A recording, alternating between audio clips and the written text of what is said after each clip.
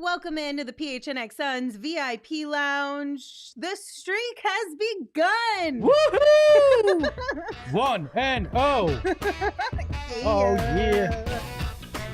Audio doesn't know that we're waving our hands silently. Yeah. Thanks to the one and only point god. Our point guard is an awesome point guard. Sorry.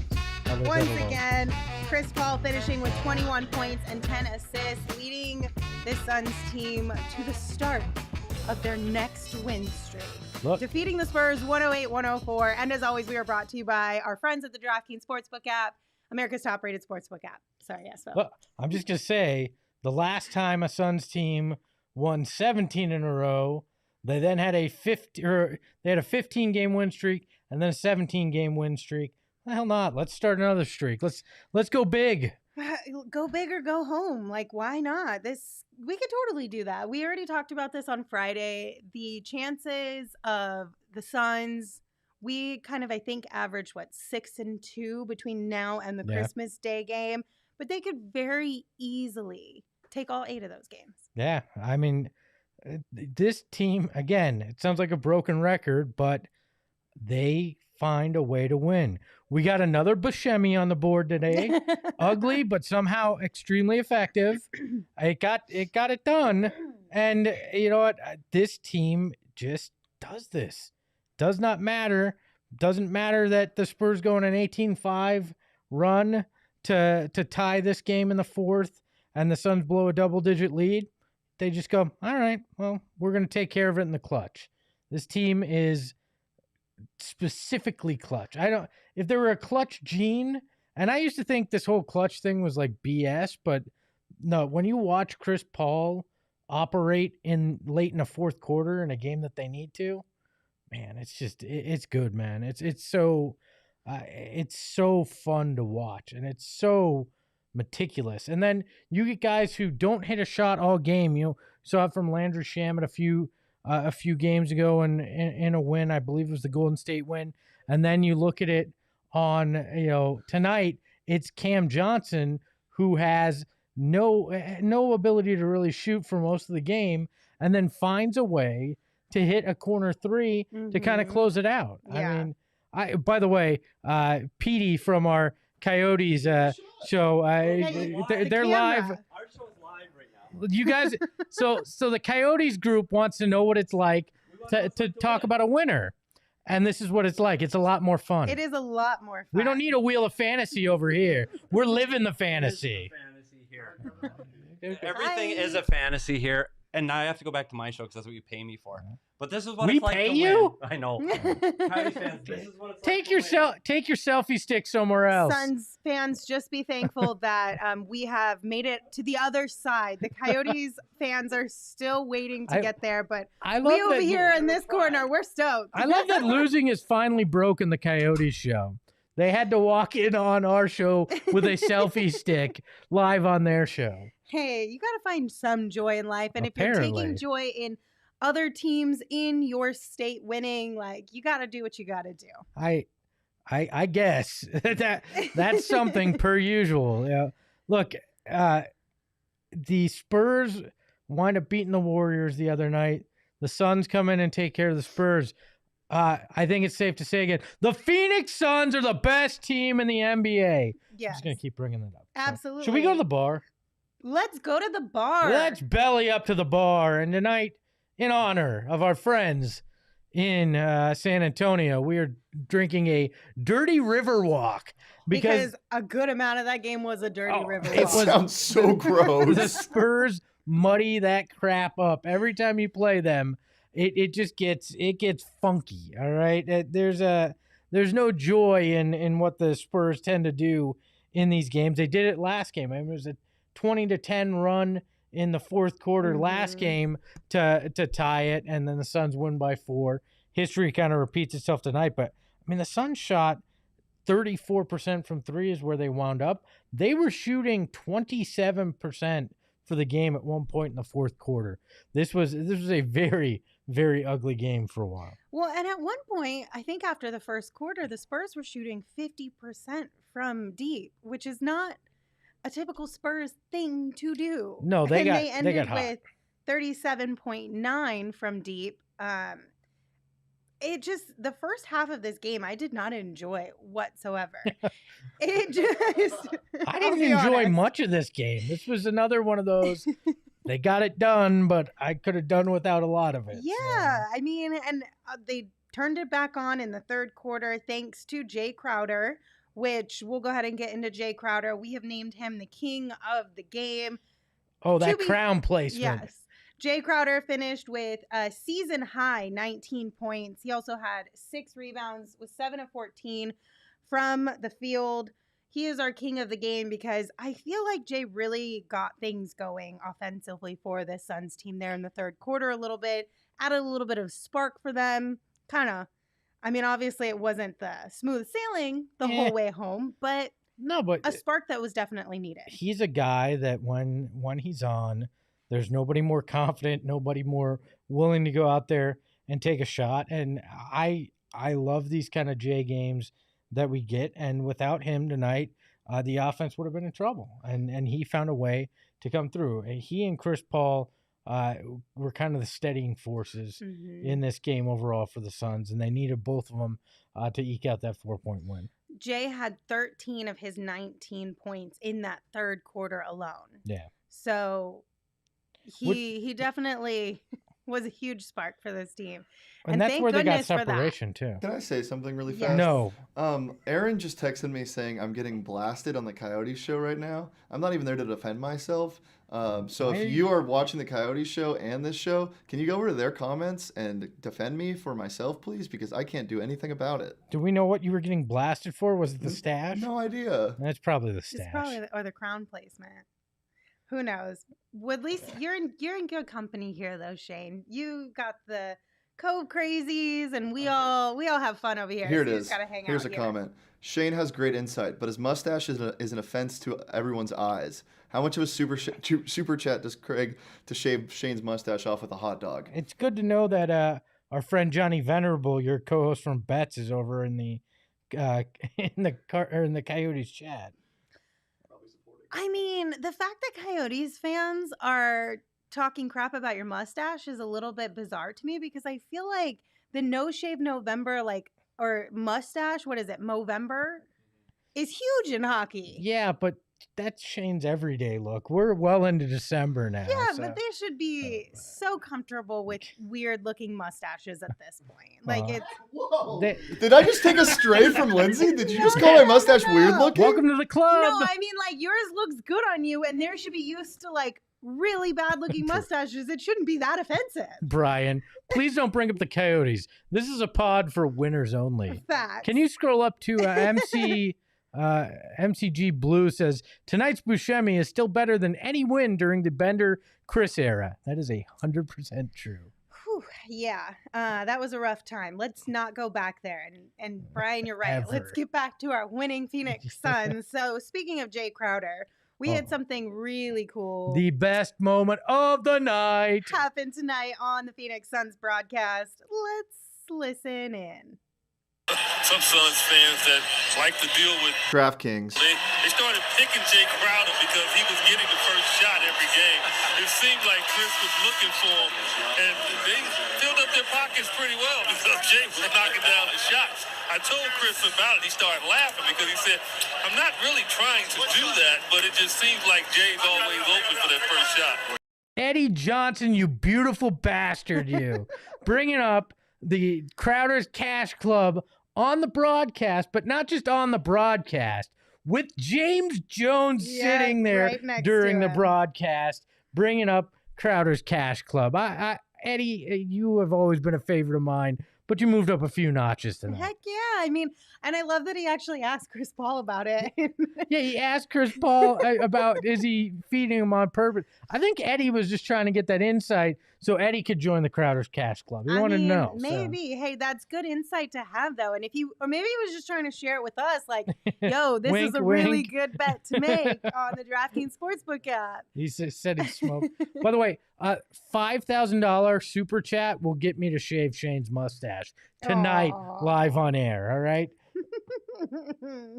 But yeah, I thought that was really cool. I don't know that I believe Chris Paul. I think now that he knows about it, I feel like he might be trying to get Jay that first look early on just to help us out and win some more money. I don't know. Since I lost a bet coupled on Jae Crowder there, I think EJ swayed him to go the other way.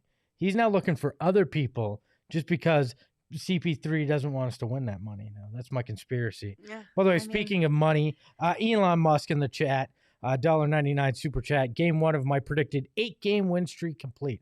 I can't wait to find out this is actually Elon Musk who is just messaging in. Elon, if that's you, just my Venmo is just kidding. tell us what shape your spacecraft looks like. I think and somebody we'll know killed. it's you. I think somebody killed the original guy because he doesn't say Elon here anymore. This is true. It's an imposter. Hey, if they keep donating $1.99, whatever. Okay, can we real quick? We need to go back because I'm not ripping Shane's mustache. Man, The chat is on me tonight about Shane's mustache and like killing his confidence and throwing these sneaky discs. Listen, I'm being 100% honest. If Shane shaved his mustache, I would be very mad at him because Shane pulls this mustache off better than anybody else can pull it off. And if you can pull off a mustache, you should rock a mustache. that sounds like a challenge. I may shave just to the mustache for next show. Manuel says, Lindsey damn near killed Shane's confidence in the stash. R.I.P. Shane. Nothing can kill my confidence. I R.I.P. promise you that. Shane. I have very false confidence that will never die. Good, I'm glad. But I just needed to clarify. That is not a diss on Shane's mustache. I genuinely like Shane's mustache. Anyway, moving on. I'll give $5 for Espo never to shave again. It's tempting. I hate shaving. All right, let's go back to the game. It's overrated. Facts. I mean, it was a Buscemi, so we could just chalk this one up and move right on along. Good night, everybody. Okay. Well, Our very own Gerald Bourget tweeted out about the 6 minutes left in the game. The Suns have been kings of the clutch this year. They have to harness all of that with the Spurs riding the momentum shift and no Devin Booker. So I know we talked about how Chris Paul is so good in the clutch and just in general. But the fact that this team was able to do that without Devin Booker, I think that speaks volumes because we've sat here with Saul and he said, when you got Devin Booker and Chris Paul on your team, you don't need to worry. But when it's just down to one of those, you might worry a little bit. You don't need to worry. Fair. I mean, if you look at the stats, I was reading this before the game. Coming into this game, the Suns were number 1 in clutch points this season, and they were 10 points higher than the second place team in terms of clutch points. So this team knows how to close. Chris Paul is the ultimate closer when it comes to the NBA. He's like Trevor Hoffman of the basketball court. Like, he comes in and you know he's going to take care of business. Yeah, is it a little bit more nerve-wracking because you don't have the 2 best closers in the game? Sure. But I feel comfortable that Chris Paul will come through in those moments, and he proved it again tonight. I agree. And then on the same note, Chris Paul had a very incredible defensive play late in the game as well. That was big time for this team. I've seen this on Twitter a lot, and there are a couple things that are going around about Chris Paul currently. But the question is, do we need to make the push for Chris Paul the same way we are for Mikal Bridges for an all-defensive team this year? Probably. I mean, I haven't looked at over the last few games, but he was towards the top of the steals per game in the league. He is as crafty as ever when it comes to that. That play tonight, Jae Crowder has a terrible pass that leads to the Spurs fast break. Chris Paul winds up getting back, taps the ball out of their hands, hits it off their shoulder out of bounds. Suns get the ball back. That was the turning point in the game. I believe it was DeJounte Murray who had the ball. Forgive me if that wasn't, but that was the turning point in the game. Chris Paul looked at it, knew what he had to do to ensure that the Spurs didn't get that bucket and get the ball back. You can't tell me it accidentally went off the Spurs. It was Chris Paul knew what he was doing and was very calculated in that. So Connor also brings up Chris Paul for MVP, which there's been a lot of chatter about that. And we will get into that a little bit later this week. Yeah. But on to the next. No. I do want to note that there were, according to Twitter and sources at the Footprint Center, there were MVP chants at the arena tonight for our point guard. You could hear it in the broadcast too, Lindsay. Yeah, so. I'm aware, but you could all. It was hard sources. To hear here. Were you just trying to make it sound special? It's sources. A word count. It's a word count. Espo. We're stretching. Sources at the Footprint Center say something that we heard on television actually accurate. Good to know. Breaking news on that one, or? Yeah, well, I learned a lot of things from Twitter tonight. Just ask Shane. I told him all about the fun things. That sounds wrong. I don't. Well, because we learned that. What did we learn? Yogurt makes mice not only thinner but also sexier. Oh, and that's we discussed. That's where that came up. Yep. And then you guys asked, "Well, how do you know a mouse is sexier?" And I said, simply, the other mouse wants to have more sex with it. Which is not where I went. That's called hashtag science. Oh my God. I don't know where I was going to go from here. Shall we talk about Devin Booker? Because he wasn't on the court, but he was doing some really important things tonight still. So before the game, Devin surprised Lights, Camera, Discover. This is a year-round nonprofit teaching students filmmaking, photography, animation, and more, not only with new equipment, but he also presented them with a $100,000 check as his final selection for the Devin Booker starting five.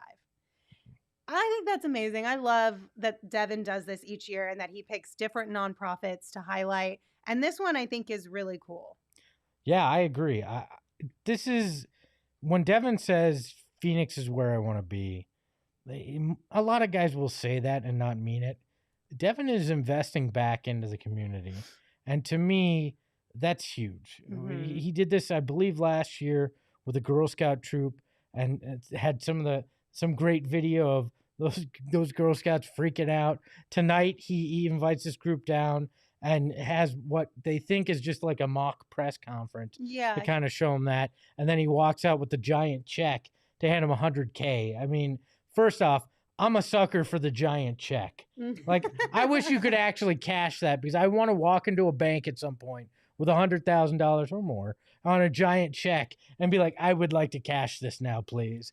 But I mean, how cool is that for this group? First, they just think, hey, we're getting a real cool experience with a great NBA player. And then it's, no, this guy actually wants to legitimately help us out and invest in our futures. Yeah, I like that. It's the old put your money where your mouth is, and Devin does that effectively. He wants to make Phoenix a better place, not just basketball-wise, but in general. And I love that he donates his money.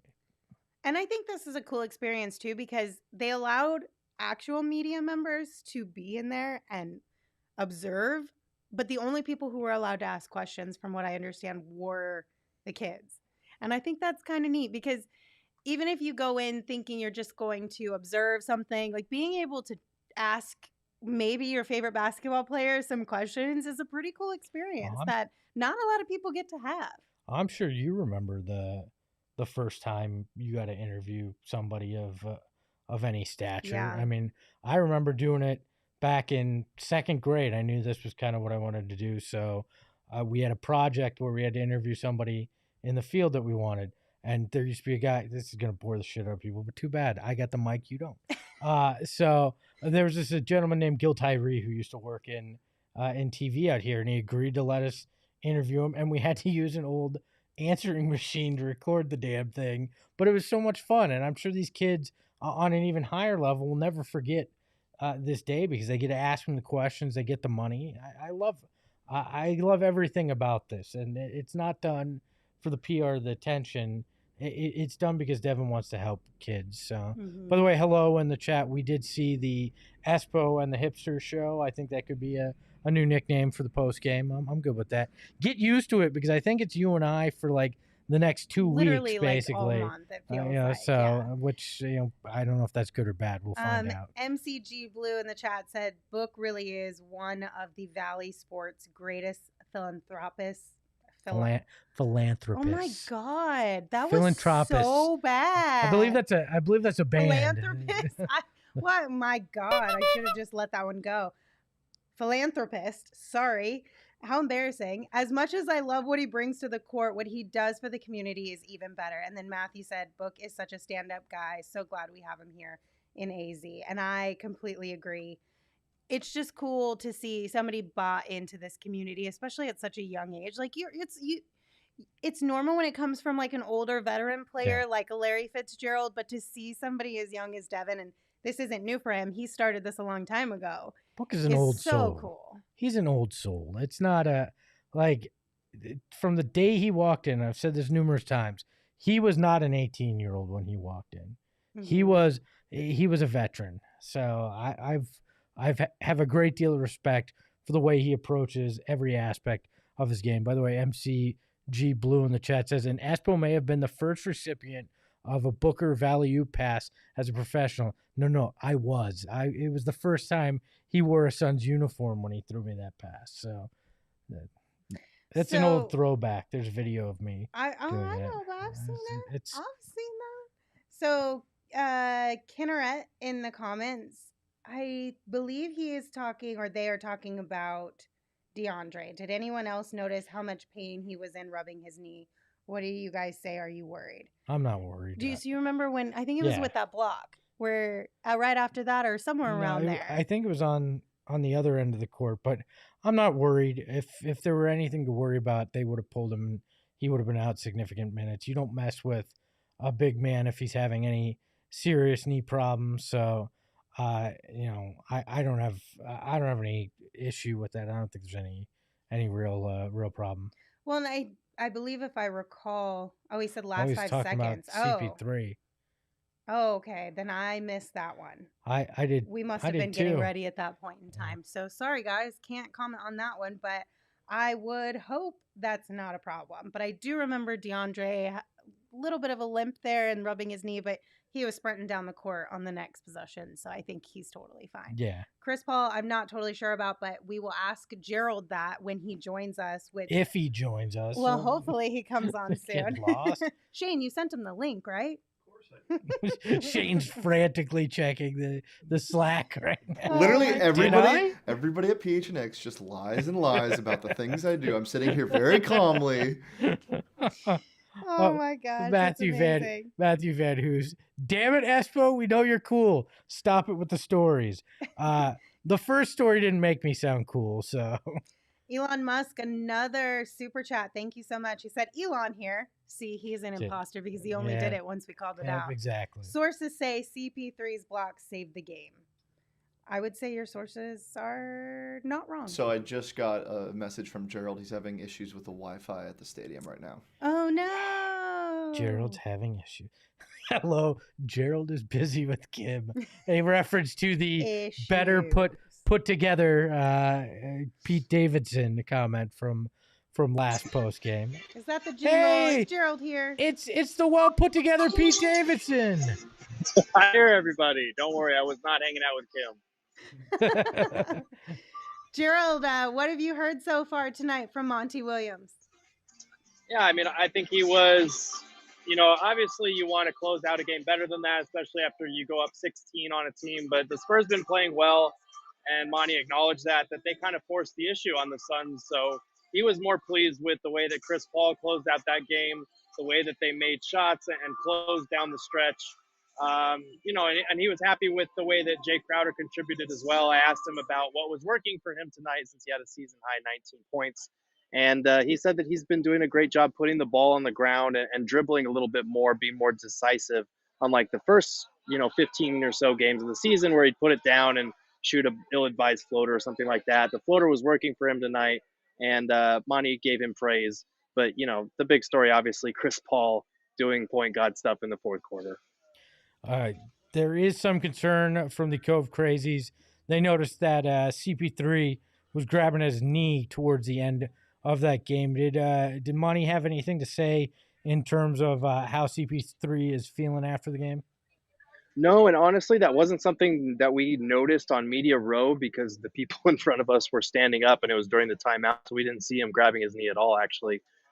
We'll see if Chris Paul has anything to say about it, but he looked okay enough to close the game, and they ran that weird inbounds play where they had him run damn near 40 yards back into the backcourt to get that inbounds pass. So I think he's okay, but we'll hear more from him in a little bit. That was longer than any pass in the Monday Night Football game. That was a very bizarre play to run at the end of the game.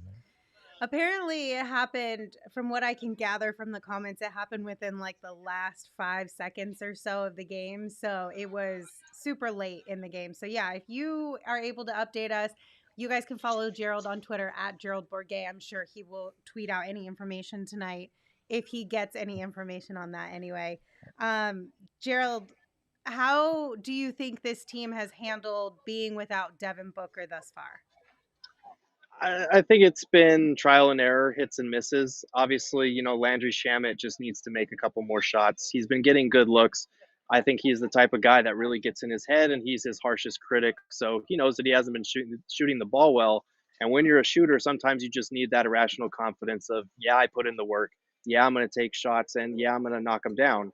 That just hasn't been happening for him lately. So he needs to kind of get back on track a little bit. He's not getting bad looks. He's just not hitting them. I think Cam Johnson has done pretty well. He didn't shoot the ball well tonight, but he did a good job also forcing the issue, driving to the basket. And he did have a couple of big plays late. He had those pair of threes. He had that bizarre pass to DeAndre Ayton that I have no idea how it got through. So it's just one of those things where collectively they're going to need guys to step up here and there. It's not going to be one guy that fills his shoes. And they've said that multiple times. But even little things like, Chris Paul's fourth quarter display, Jae Crowder with a season high 19, those are all things that kind of stack up when you are losing a guy like Book. Defensively is honestly where they might miss him just as much. You look at some of these teams that they're going to play without Book, they need that kind of wing guy who is going to try hard on defense and at least be competent on that end. And that's what Book has become over the last few years. So it's going to be an uphill battle a little bit, but they do have the depth as much as anyone to make up for an absence like Book. A lot of talk in regards to CP3 potentially being an MVP candidate and all this, but is JaVale McGee low-key the MVP so far of this season for the Suns as a whole? Because he seems like he's been the most consistent, has brought that energy, and at various times has saved them when things look like it may go sideways, which seems very weird to say because it feels like McGee could turn things sideways, but it feels like he's really been a key to what they're doing out there. I mean, look, he's been great in short spurts, and I think that's where he shines the most. We saw it tonight. He came in and just had a lot of energy in that first quarter when the Spurs were up by almost double digits, I think, and he had that nice tip in for the and one. He was doing a great job, but you play him for longer than that, it's going to go south. He had that one play where he just kind of, I feel like on broken plays, he just feels like he has the green light to do off the wall insane things. So he had like that random hook shot again, and that turnover where he tried to dribble and like spin move through three guys. So I'd put him like a solid 5th or 6th on the Suns MVP list. Okay, so I overshot Number on one that. in our All hearts. right. Number 1 in our hearts. That's right. But By the way, the chat says dye your hair blonde and go sit next to Kylie at a game. They'll never know the difference Nobody will know between the you and difference. Pete. Yes. So, All right, Man, last. if I Go ahead. if I make it through this season with a girlfriend, still it'll be a damn miracle. You'll be okay, Gerald. is that just because of who you are or because of the chat? Yes. I think he's implying it's us. Yes. All right, last question I have for you, because we love talking about these kinds of guys. Some of us do anyway. Ish Wainwright got 6 minutes Yes. tonight. He did not have any buckets, but he had 3 rebounds. And I know Monty had some thoughts on what he brings to this team. So what did Monty say? Yeah, his initial response made me laugh because he was just like strength and mass and the ability to run people over. Like, Love that. which is true. Every time we're asked about Ish Wainwright, he always responds with he's built like a truck or he's built like a tank, because he is, like, the dude is a brick house. But like, I think Ish is a serviceable fill-in guy for the time being. With Book out, with Abdul Nader out, they need some minutes on the wing. He's not going to do anything special. He had that one flashy kind of assist to Cam Johnson in the Pistons game. That was a really good look. And I think Monty said in shoot around that, like, they haven't really had a lot of time to see what he can do on the floor because they just haven't had practice time with all these games they've been playing. But it was something that impressed Monty. He's going to continue to give him minutes. You know, Chandler Hutchison is with the Santa Cruz Warriors in the G League, so he's not going to be taking those minutes. Mhm. So it's one of those things where Ish Wainwright's not going to do a whole lot, but as long as he's not, you know, a big minus on that on either side of the floor, he's going to continue to eat minutes and get an opportunity to at least try and make an impact.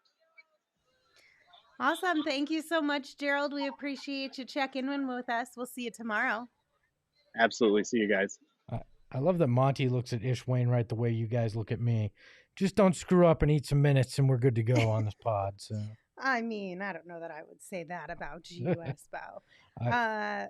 Go ahead. I saw in the chat, I believe it's Knert asking, when is Frank the Tank supposed to come back? James Jones was on the broadcast. He said they're hoping within a month, I believe was what he said. So he's making progress. We still don't know exactly when, though. Hello in the chat said Lindsey already quitting on Kaminsky. No Yeah. loyalty. Kaminsky's the MVP of our hearts. Yes, Frank Kaminsky is still number one. Don't you forget. But it's like 1A, 1B. No, don't try to give me this Frank Kaminsky slander and try to replace him with JaVale McGee. That's just not acceptable. Somebody's got to play that role while he's out. No, nobody plays that role. It is there until Frank returns. What? If your husband goes away on a business trip, are you replacing him until he returns? No, you hold that place in your heart until he returns. That's the way we're handling this. I mean, I'm sure some people would replace their husbands or wives, but you know, I'm just saying. I don't think not so, like it's but unheard fine. of. Anyways, But I digress. I'm not replacing Frank Kaminsky in my heart with anybody. All right. All right. Well, before we wrap things up, let me tell the football fans watching about the latest no-brainer bet from the DraftKings Sportsbook app, an official sports betting partner of the NFL.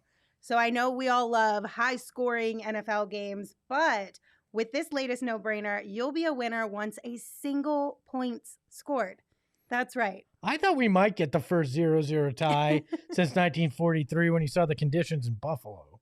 That would have been brutal. The freaking Pats ran 31 straight times in that game. There was an opportunity that we might have, but we didn't. Who could have seen that coming, huh? Oh, Thank goodness. Only the stash. Here's a promo for you guys. So if you have not downloaded the DraftKings Sportsbook app, do so right now and use the promo code PHNX when you sign up, because after you use that promo code and you place just a $1 bet on any team to score, you can win $100 in free bets instantly. It is that simple.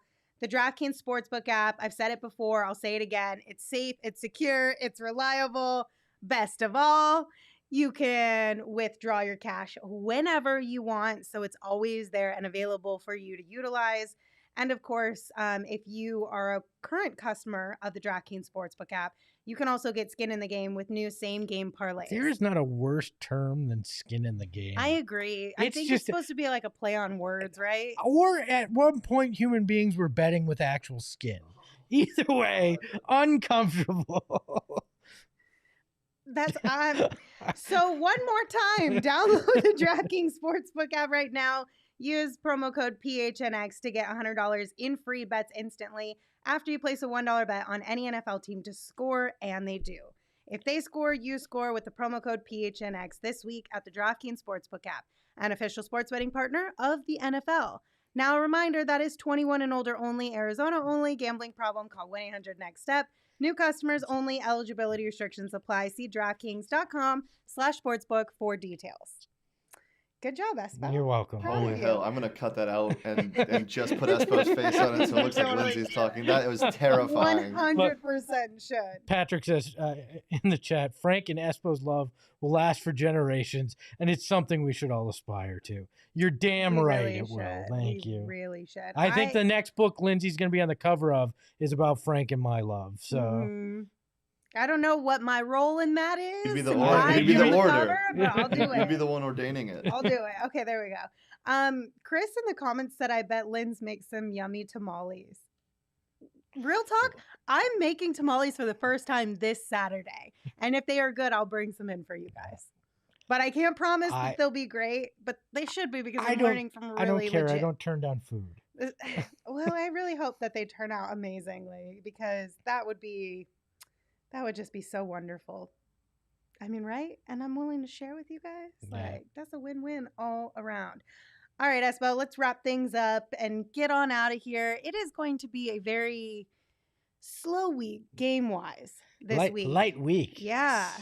Yeah. The only other game we have this week is this Friday against the Celtics. It's an 8 p.m. game, though. Yeah, so. that's going to be brutal, but it could be worse. It could be 8:30 like next Monday. Yes.